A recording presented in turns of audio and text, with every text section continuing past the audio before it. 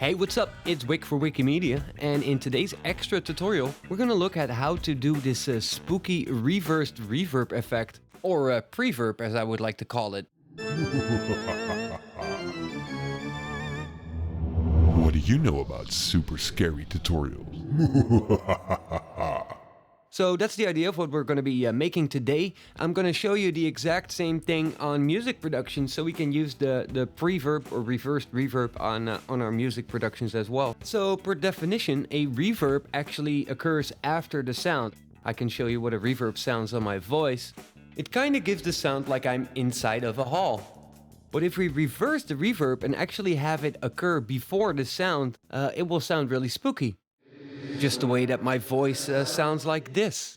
And if we tweak that a little bit and play around with it, we can actually get some really interesting results. Let's dive right in. So the idea here is that we want this reverb to be reversed and occur before the sound. So we're gonna need to be doing some interesting techniques right here. So let's start with this basic sound right here. Oh, hello. And what is your name? To actually get the reverb in front of the sound, what we're first gonna do is actually reverse the sound. After which we're gonna add the reverb, and then we're gonna export that reverb just by itself. After that, we can import the reverb and reverse it back so that we've got this, reversed reverb. So let me show you how that works. If you don't have some audio files at hand, you can download the clips that I'm using in this tutorial right here. So here I've got a brand new and fresh Cubase project loaded up. I've imported the sound that you can download. Oh, hello. And what is your name? So the first thing that we're going to do is, in this instance, I'll just duplicate it first. So we've got a copy, and I'll mute the first one. So we're just listening to this new one, and I'm going to destructively reverse it. So you can do the same with Logic and Pro Tools. In Cubase here, you can find that under Audio, Process, and then we're going to choose a Reverse. And we'll choose a new version. That by itself is already pretty spooky. So what I'm going to do is I'm going to add a auxiliary track. So I'm going to add a effects channel, as that's called in Cubase. You probably want to create a bus or auxiliary channel if you're using Pro Tools or Logic. So I'm going to choose a reverb.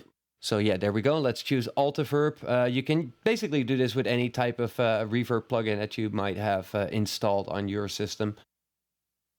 So now we've got the reversed sound, which is this channel right here, and we've got the auxiliary with the reverb on it, which is this channel right here. So I'm going to go to the audio track, and I'm going to go to its send, and I'm going to select that reverb bus as my send. So let's enable that, and let's select Altiverb. So now we're sending to that bus.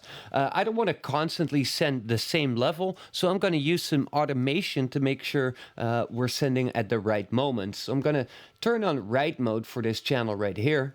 So I was a little bit slow with that because my computer is lagging a little bit because of the screen recording. So I'm going to open up the automation lane and manually tweak it a little bit. Well, it's not that much off. Somewhere here. Maybe increase it a bit. That's a little bit too loud.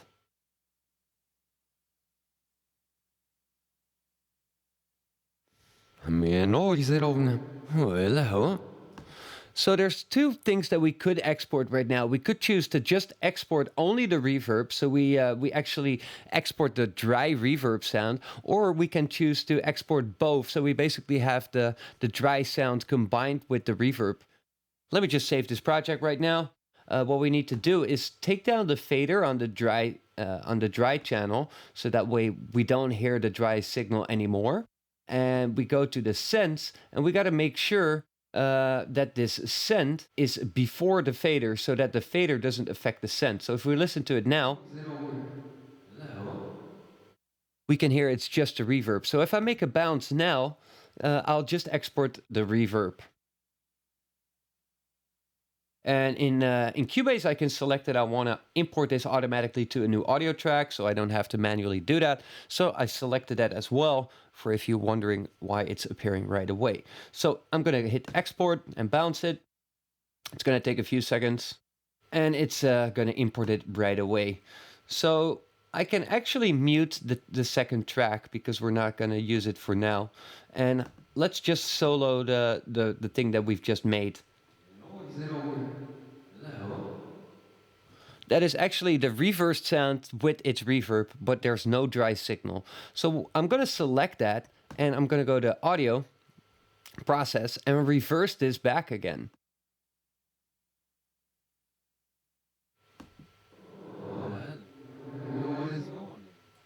So this sounds pretty spooky. Let me just trim it down a little bit, and let me slide it up.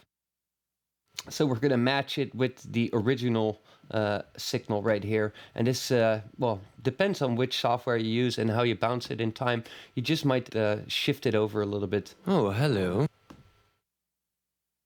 I can actually increase the level of this so we can see the waveform a little bit. Oh, hello. And what is your name? Oh, hello. Oh, hello. And what is your name? That sounds pretty scary, so now I might want to either compress, EQ, filter, do some crazy stuff with it, maybe even pitch it. Oh, hello. And what is your name? Let's listen to it like that, just leveled a little bit better. Oh, hello. And what is your name? So if we would now just pitch it down for fun, let's go to that one as well. Let's go to pitch shift. All right. Oh, hello. And what is your name? Oh, hello. And what is your name? I might need to offset a little bit different, but a little bit sooner here. Oh, hello. And what is your name? There we go. Oh, hello. And what is your name? We could add a little bit of reverb to the dry sound as well, just to give it a little bit more room. But this is the idea. We just reversed the sound, then we added the reverb, we bounced that, imported back the reverb, and reversed it again. So that way we have a reversed reverb effect. Oh, hello. And what is your name? And obviously we can play around even with this sound. Like I said, we could filter it, you know, do some weird EQ stuff. Maybe trim it in crazy ways. And what is your name? And what is your name? So we kind of switch to the dry signal. And what is your name? Oh, hello. And what is your name? So let me show you how to do the same type of stuff, but then with a delay. So I've still got the reversed track here. So let me just mute all of the tracks here. And as you can remember, this was the reversed sound with the reverb. So there's just an easy way to keep the automation. Is I'm going to go to the auxiliary track, and I'm going to turn off the reverb and just replace that with a delay. Let me just use this mono delay. Let's put it on, let's say, 200.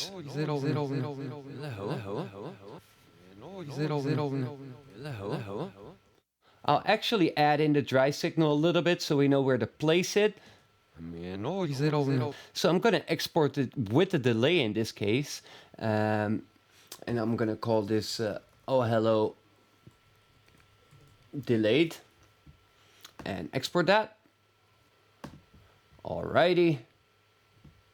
Let me just solo that. And again, first we're going to reverse it back. So let's go to a reverse. And now it sounds like this. Oh, hello. And what is your name? Pretty scary as well. That's some good stuff here. So let me just for pitch sake go to audio, process, and pitch this as well, because I've pitched the previous version. So let's process that. Oh, hello. And what is your name? Right? So let's align this with the other sound, which should be this one. Oh, hello. And what is your name? All right, so let me just trim off the first part. Should be somewhere here. Oh, hello. It's a little bit late, a little bit to the left, so there we go. Oh, hello. And what is your name? Well, it's almost that accurate that we've got a little bit of phasing going on here. That's why I normally don't add in the dry sound, but it's helpful in this situation. Oh, hello. And what is your name? So we might want to play around, cut it up a little bit like so, fade it out. Oh, hello. Oh, hello. And what is your name? Oh, hello. And what is your name? So let's remove that Oh, hello. And what is your name? and fade that as well. So we kind of made these like small crossfades just to cut off the last part. So Oh, hello. And what is your name? obviously you can really play around with it, and one of the things to make it more spectacular is to play around with the automation curve. Oh, hello. And what is your name? Maybe add a second layer of the original track and pitch that differently. Oh, hello. Look at that. Oh, hello. And what is your name? Oh, hello. And what is your name? So that is pretty sick, right? Just a couple of minutes work and we've got something that's pretty spooky. In case we're doing this for post-production and we're doing this for a TV series or a show or a movie, we actually want to write down all the steps, make sure that we save presets of all the instruments that we use, and maybe want to make a template project so that every time we're working with this character, we just need to, import his voice into that project, just to make your workflow a little bit easier in that situation. You want to be able to recreate the same voice over and over for different episodes or parts of the movie. So there you have it. Let's take a quick look at how to do this stuff with music. So I've prepared this project and imported some beats that I actually found on an old hard drive. These are some beats that I've done a few years ago. And I've actually already added some pre-verbs just to show you. And then after that, I'm definitely going to make them right away.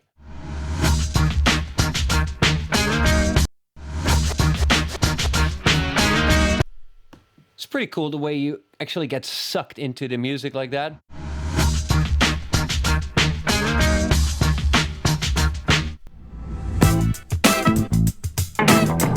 Can actually use it as a rhythmical thing as well.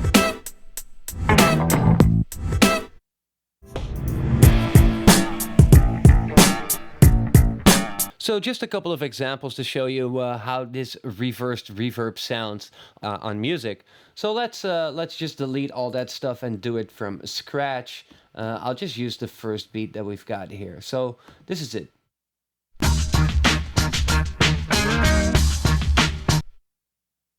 So actually the first kick or the first sound is what we want to use. So I'll actually just cut that off and add it to a new track. I'm gonna reverse that, audio process a reverse. Yeah, I want a new version. All right, so I'm gonna solo that. That's that. Let me just give it a really small fade so we don't hear that click at the end, that pop. There we go. So let's just add in alt-verb as an insert on this track. Why not? All right, so now I've got alt-verb inserted. I'm not going to look at the preset right now.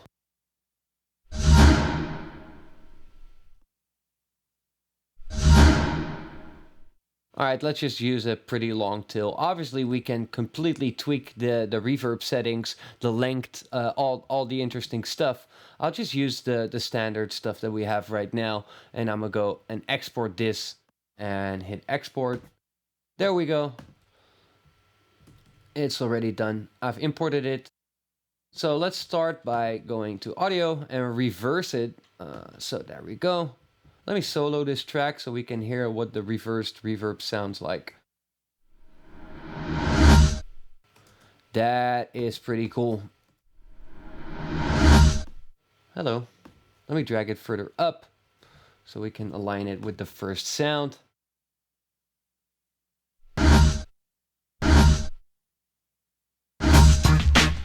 There we go. Might want to already cut it here just after the attack and make sure that we fade it out like that, so we kind of crossfade in between the attack of the original sound.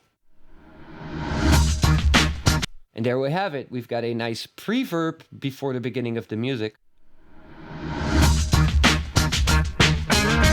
This way we can actually make some really nice sound effects. Let's say we actually add some reverb to this sound. That's simple. I can just drag it over to this track because we've got some reverb on there.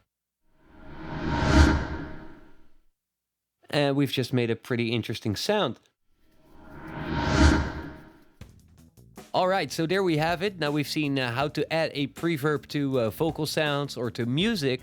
And obviously you really want to tweak the length of this reverb and the actual sound of the reverb. You could use, maybe a different type of plate reverb. You can use large types of halls, and it really comes down to the frequency content as well as the length of this actual reverb tail. So this is just scratching the surface of how to set something like this up, but to really tweak it and make it sound, correct or good will require some tweaking for sure. If you're interested, I've got some really interesting tutorials coming up about reverb. So it's going to be theoretical reverb tutorials. We're really going to learn all about reverb, so that's going to be interesting.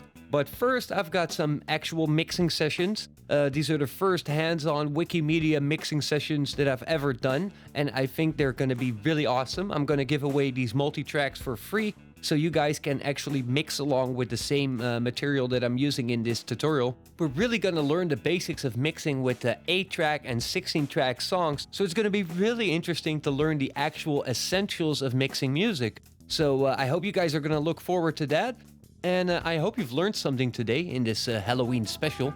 As always, thank you guys for watching and supporting, and I hope to see you guys soon. Peace!